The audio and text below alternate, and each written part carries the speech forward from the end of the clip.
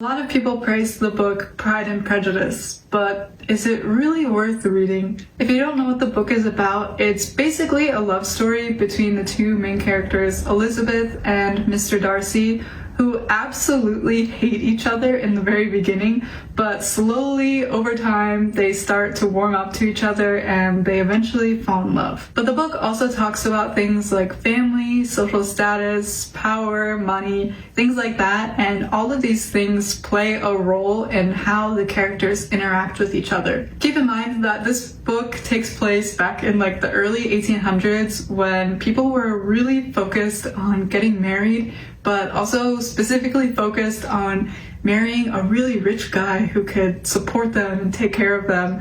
So back then, marriage was kind of more like a business deal because this is how people gained social status and power. So the whole premise of this book is that our main character, Elizabeth, doesn't want to get married for money and power. She wants to get married because of love, which to everyone else around her is really crazy, and they all think that she's just being dramatic and she's asking for way too much. So besides this book being so beautifully written, I think it's also good because it's still relevant today. I think a lot of people nowadays still think of marriage as a way to move up in status or a way to gain something from that person, rather than marrying because you're in love and you can't imagine your life without that person. So even now, I find Elizabeth's character to be really inspiring because she's rejecting these social norms and she's refusing to do things that she knows are not going to make her happy.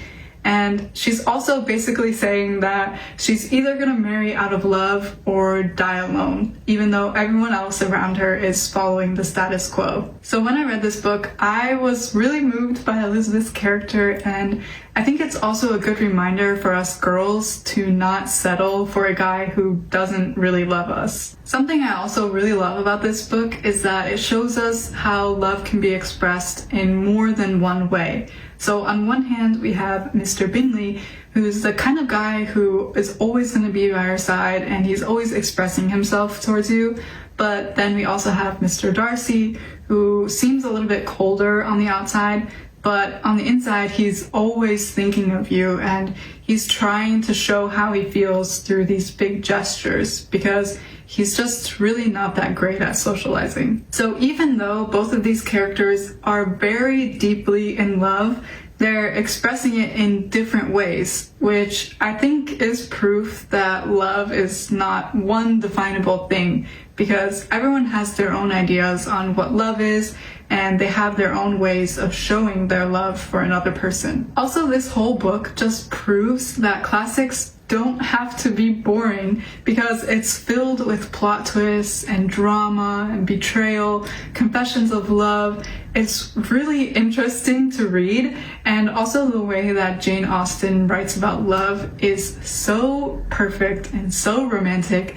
I mean, as far as romance novels go, I think this one is definitely one of the best. So yes, in my opinion, this book is definitely worth reading. I mean, it's one of my favorite books of all time. The writing is beautiful, the story is intriguing and inspiring. So if you like love stories or stories of rebellious and inspiring women, then this book is definitely a good one for you.